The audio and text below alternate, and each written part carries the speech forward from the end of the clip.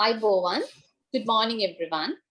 On behalf of the South Asian International Association for ECCD, I would like to warmly welcome Dr. Dheeraj Malhotra from Kunwar Global School and the dear teachers, Ms. Neena, Ms. Srishti, Ms. Farah, and Mrs. Shalini, and the other teachers who have joined on this discussion.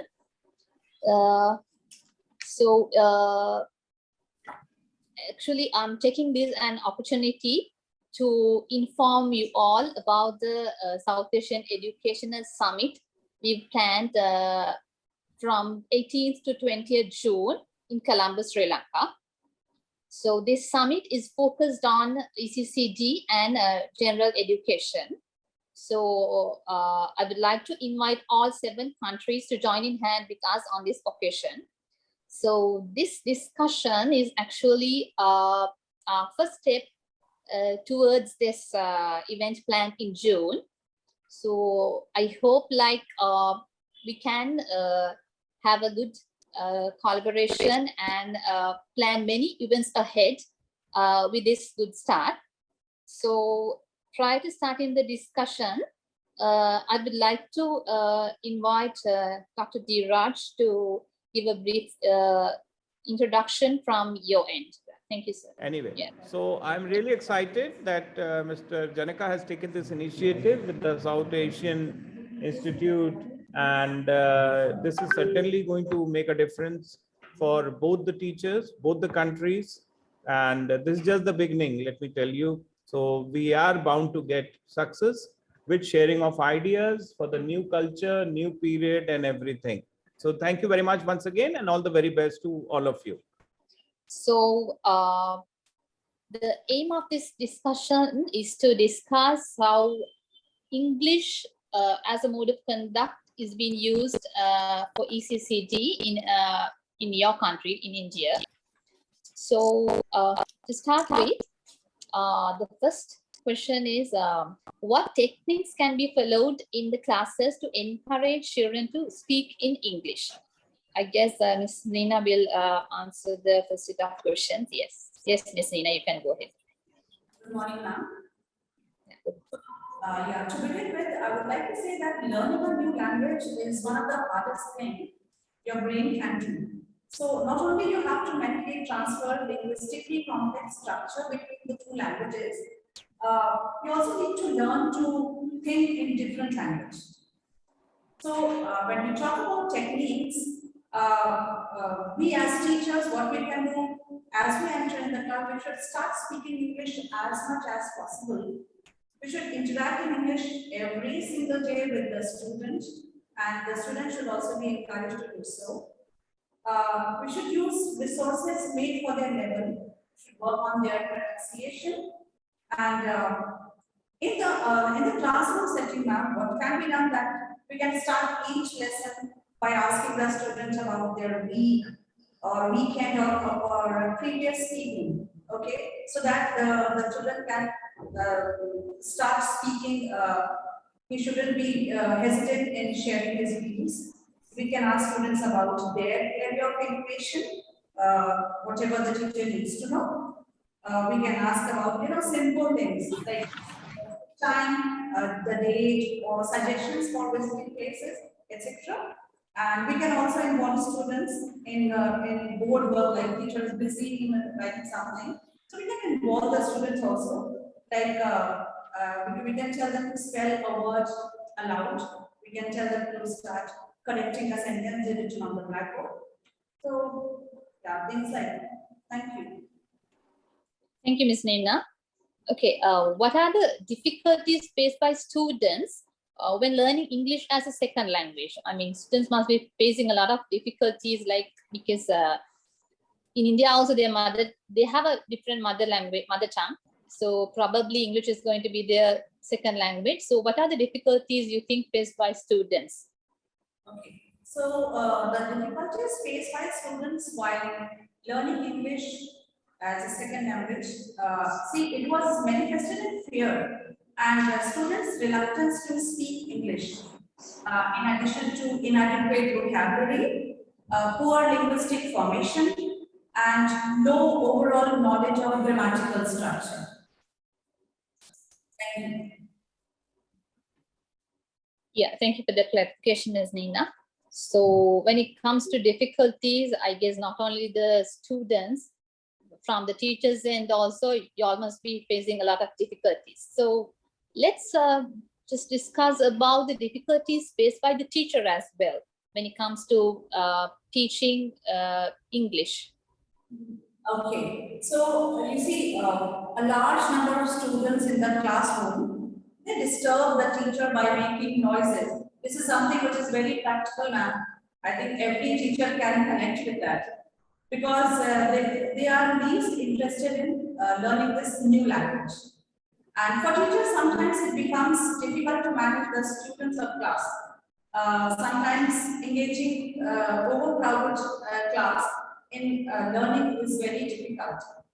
And at times, the learning resources are also not available for all the students. Thank you. Yeah, thank you, Ms. Neena. Yeah, adding to the question a little bit more. Yeah, what are the barriers of effective learning English? There are several barriers now. If we talk about its cultural misunderstanding, cultural pride, because people are not ready to learn another language other than their mother tongue. Then lack of good teachers, right, and lack of awareness of importance of this English language. Because from the grassroots level, even a simple vendor also can speak a sentence of English. So English is everywhere in all the fields. So these are certain barriers of speaking English. Thank you very much for your clarification, Ms. Neena. Nilanka can continue from here onwards. Nilanka, over to you.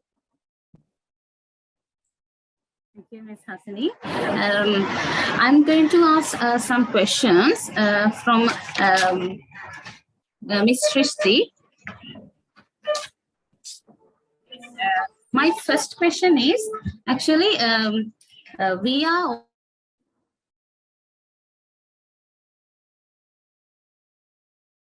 always familiar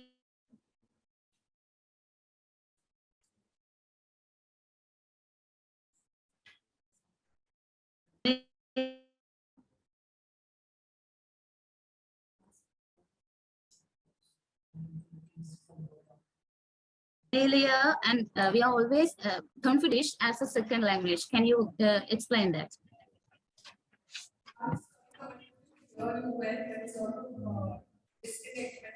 Asking the question. Can you type it in the chat if it's possible? Or you can just repeat the question if you don't mind.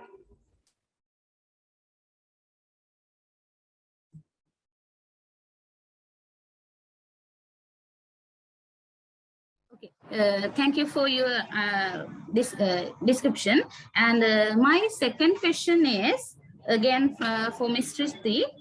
There are students at different levels, which they have knowledge at different levels. Some are poor, some are good at this language fluency. So I would like to ask, how would you maintain the proficiency level across the entire class?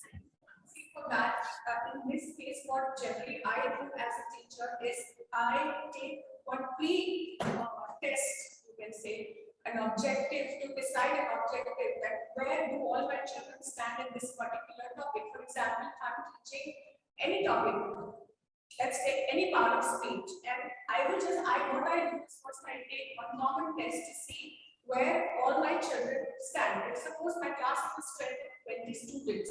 So not all 20 students are going to score the same.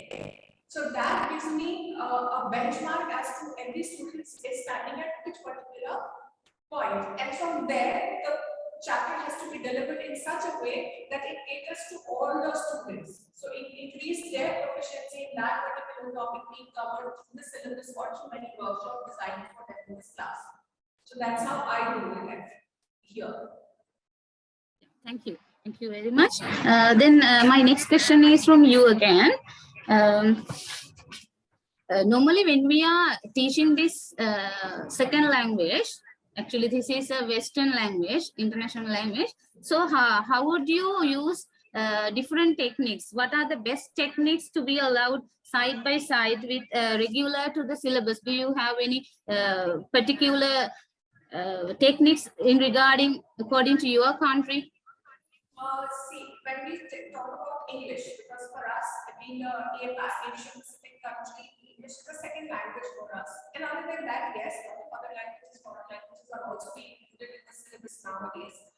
But particularly if I talk about English, because that's one linking language for all the students to link and for their growth. Because once they are out of the school, if they are not well versed in this language, they won't be able to link with the rest of the world. So we have a challenge as teacher here because we have a humongous syllabus in a very short span of time, and at the same time we have to see the rest of the growth is also happening at the same rate. So what we can do or what I do is I include certain techniques are included in the chapter when the chapter is being taught to them, like what are syllables, syllable stress, how to break the words. Introduction to phonetics. When I am reading the chapter to them and when I ask them to read the chapter, I try and include everything possible when the chapter is being delivered. Every grammar, or especially the spoken one, when we talk about the phonetics, when we talk them when we teach them rather how to pronounce a word properly, how to frame a sentence correctly. So this is included when we do the grammar bit or when we do the reading bit.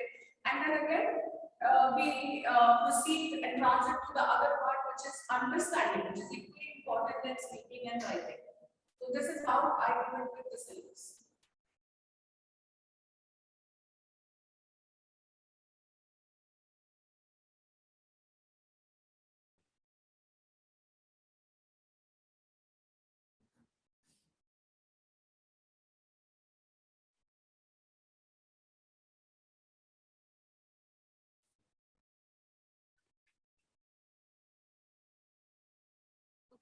Thank you very much. Then this is my next question. How would you include LSRW? I mean, in regarding this second language, teaching the second language English, how would you include it? LSRW. Can you explain it? I'm sorry, I just combine both the answers together. If I talk about the best techniques, LSRW is a complete model of communication which talks about everything in general a good communicator should know about. So when we talk about techniques, when we are delivering a chapter, these 4 things should be kept in mind when we are delivering it: listening, reading, speaking, and the written part. So that's how I use it, that everything should be included in that one chapter and delivered accordingly using this model, LSRW. Thank you.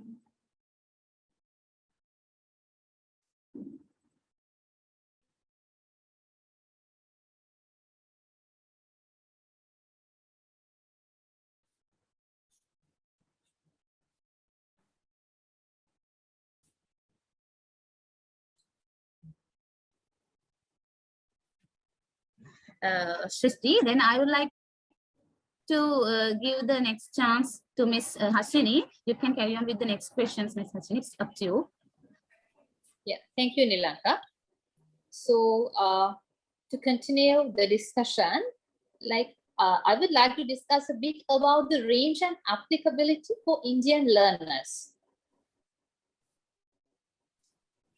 Yeah, I think that's my best. Okay.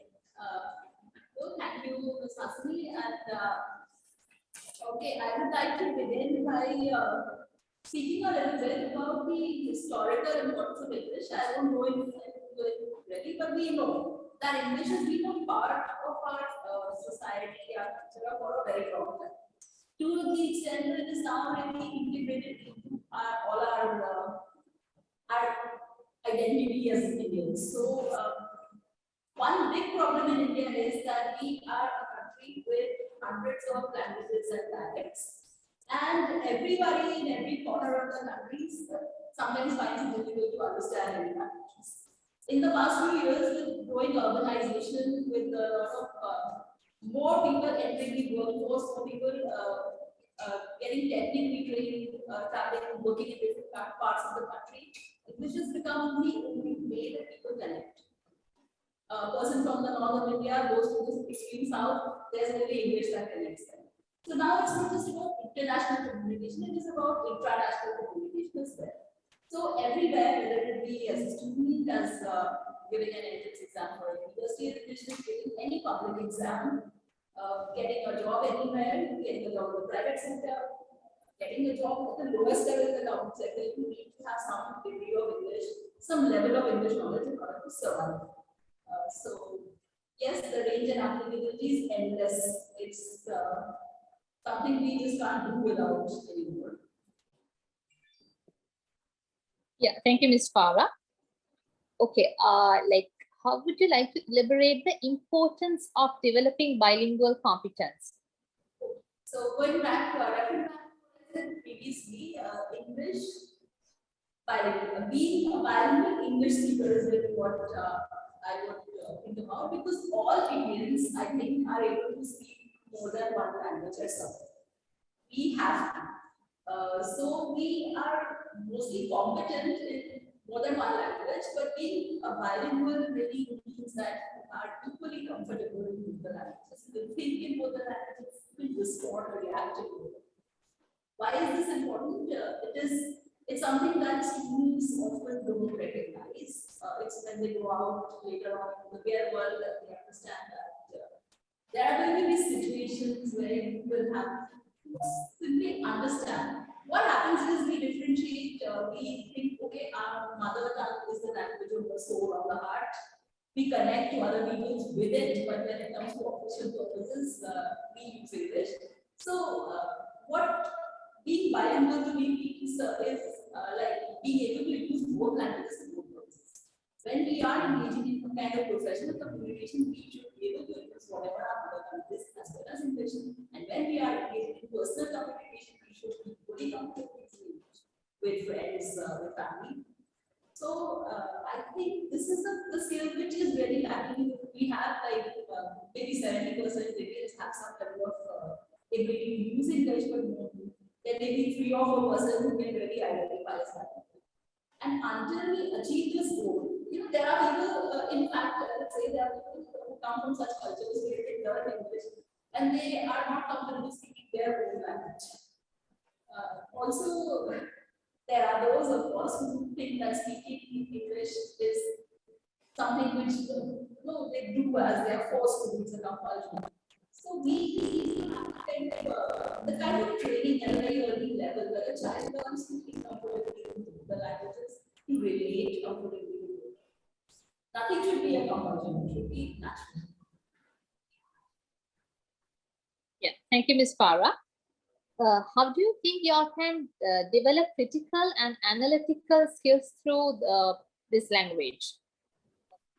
Okay, what I would say is that language is the best tool to develop critical and creative thinking, because when we have a piece of writing before us, it doesn't matter which subject it is.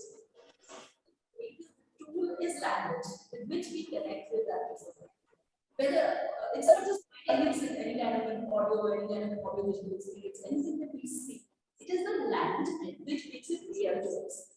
So when we use language as a tool for critical thinking, actually it's something which has always been done. I believe that poetry has been a part of the curriculum everywhere in every language, anywhere in the world, because primarily for this purpose, because it makes us think critically. We see a piece of text, it is not, we don't interpret it with the words we see on the surface, but we try to read between the lines. That's how we interpret what we read. But even if we have a factual passage before us, we need to apply our knowledge in language in order to understand the nuances, in order to understand exactly what the writer wants us to understand. So when we teach children, often we teach language literature as a subject, a content subject. What we really need to teach them is to understand how language layers meaning, how we understand something by understanding what the difference between using one word and another word which has the same meaning. So these skills, I would say, are really very important to develop a person's mental ability to reason, to use logic, to interpret data, and all this has got to be a part of the life. I think when we teach language, even if it's not strictly in the textbook, we need to integrate all this into the child's learning. Yeah, thank you, Ms. Farah. Well, I believe English is not yet, enjoyed by students, especially among the developing countries like us. So why do you think so many children feel like, when it comes to English, that's not so cool? They're still afraid of the language, like they don't like to move ahead with the language. So how do we deal with this resistance? Yes, Hasani, I think this is a problem that English teachers are probably facing everywhere in the world now. Because once in the past, there was a certain prestige attached with English. And maybe in our region it was more so, but as we grow further and further from the colonial British rule, the prestige element has dropped. We now have a new generation which says, okay, we can speak anyhow, and we can speak whatever language we want, we can speak at the kind of level at which their parents would even like to hear. But for those children, it's normal. Using the local language, what I would consider the crassest possible form, is cool for them. Now, this is because the generation who has developed a different way of thinking. Earlier, it was more about what people thought about you, how people looked at you, how people respected you, but now it is more about individuality, more of individualism. You are I, that's all that matters. What others think. So all these factors come in as every generation has something that defines it. The new generation has this as if I care approach which defines it. So yes, we do have a problem. They do believe that using local language and using it in a very local way is right, it's good. And most of them think it is unsmart to speak English or even to speak sophisticatedly in their regional language. Well, it's a challenge we have to deal with it. We have to make them understand. This is also kind of sociological phenomenon where we are thinking not just that language is going to define you as who you are. It is more like I don't care. I don't care what other people think. On the contrary, I would like them to think badly of me. So what? So we are dealing with this. We have to deal with it in the gentlest way possible. We have to somehow make children at a younger age understand that diplomacy and tact and good manners are not necessarily the opposite of being who they are part of it. So it's more of, I would say, again, more of a sociological phenomenon than a linguistic one. But still, language teachers do have a very important role, I think, in developing how a person relates with the world outside. So I can say. I would love to hear your views also on these issues, but I also face similar problems. Yeah, Ms. Farah, obviously, like, I guess in most of the Sri Lankan schools, the language has become a barrier when it comes to English, because maybe, from their parents itself, like it's not coming from the family itself for most of the Sri Lankans. So I guess one reason might be that, because they think like it's kind of a luxurious thing. It's kind of a you know, it's not something to go ahead with. Like they're a little bit shy, especially when it comes to little bit. I mean, the teenagers. I mean, children. Of course, like if they like can manage with maybe few words at least. Like they're not shy. I guess. For the I'm sorry for this. Yes. Okay. Yeah. Right. Thank you. I live close by the railway line, so I'm sorry for that inconvenience. Yeah. So I guess like when it comes to very small children, like if they know one or two words at least, they love to like continue in that language. But when it comes to teenagers, and it's a bit difficult. They're a little bit shy. Okay, they think like, what if I made a mistake? Like my other friend is not talking in English, so why should I? I mean, what will the others, what will the audience think if I make mistakes? So that attitude is still there. I mean, when it comes to European countries, I mean, they don't mind what the others think, like, right? So, but within the Asians, it's still there. We are really concerned about what we are really concerned about the opinion of the other person. So because of all these things, and obviously, I mean, when it comes to resources, we have issues. We don't have like enough, I mean, capable teachers. We don't have like the technologically advanced resources like the European countries. So those things might also affect this. So considering all these factors, I think still the students are reluctant to proceed ahead with this language. So I would like to agree with the facts you told as well. So then thank you, Ms. Farah. Yeah, the next part of the discussion was supposed to conduct by Ms. Nilanga, but unfortunately, I think she's not here. So in that case, I thought I'll continue with the discussion.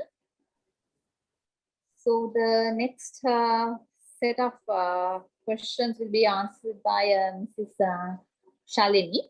Yeah, Mrs. Shalini, to start with, what are the gray spots that are to be focused upon when dealing with a student with a poor language skill? Thank you, Ms. Hasani. Actually, I totally agree with the line which you said that what if I make a mistake? This is the main concern of any second language learner.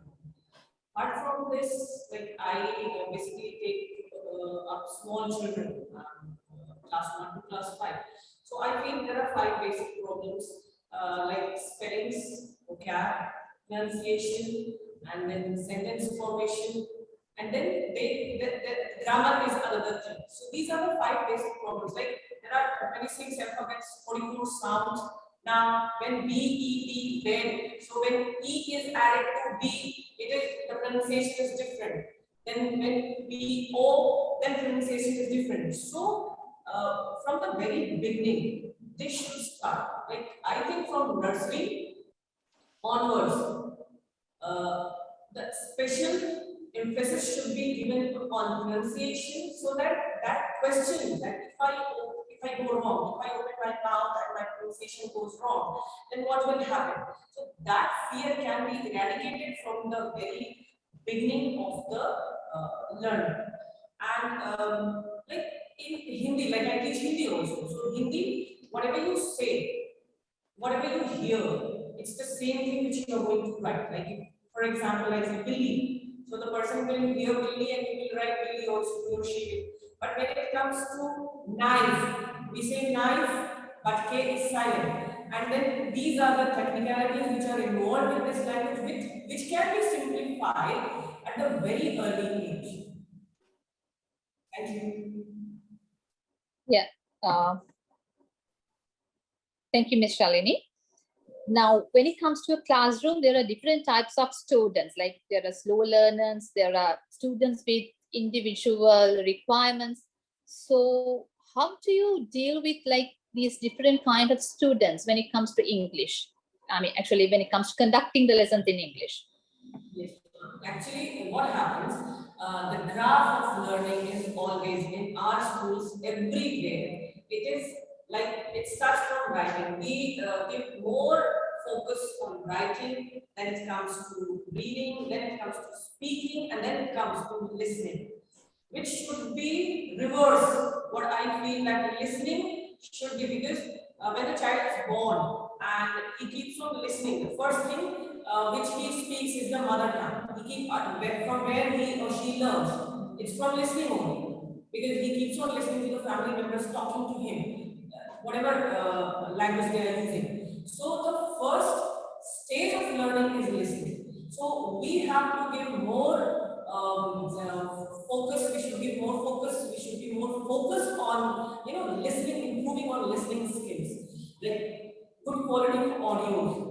This is one thing I felt is really missing as a resource, because a long time back, 15 to 20 years back, there used to be audio cases from BBC, and it used to be, it's a benchmark.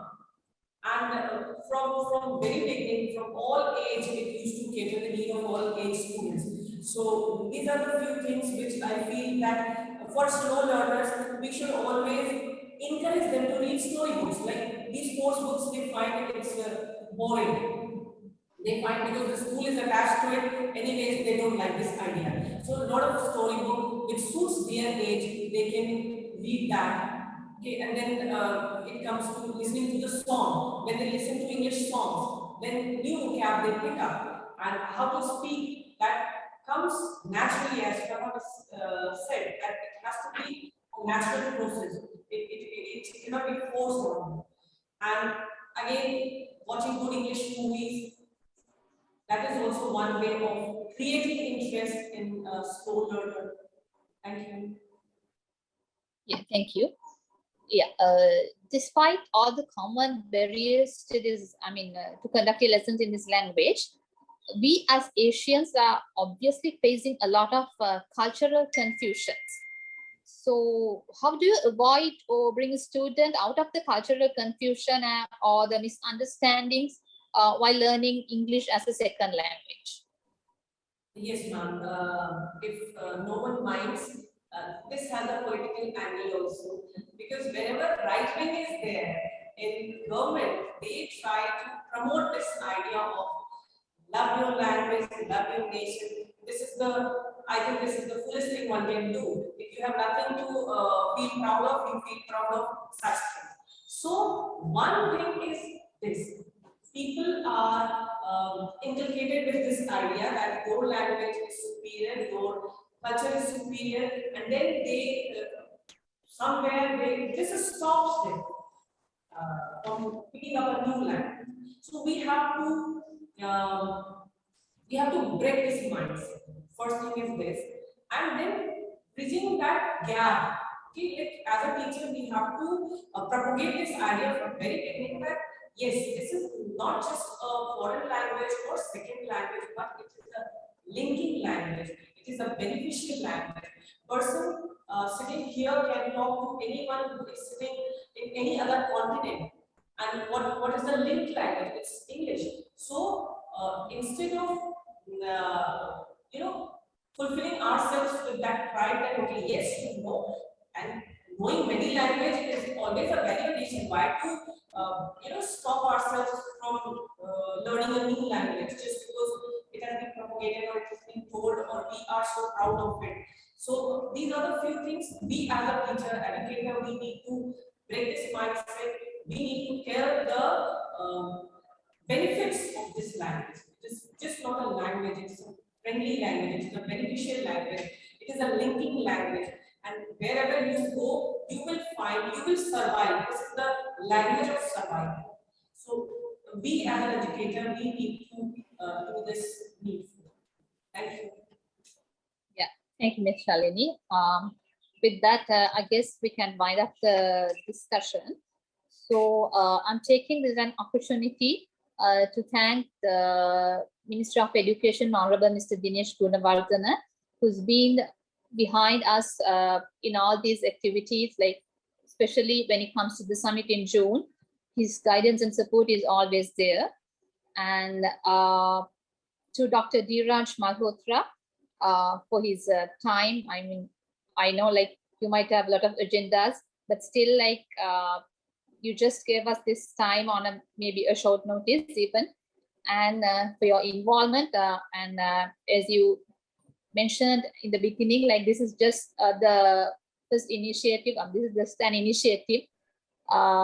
So I guess you will give your fullest cooperation for us in going forward as well, especially when it comes to the summit.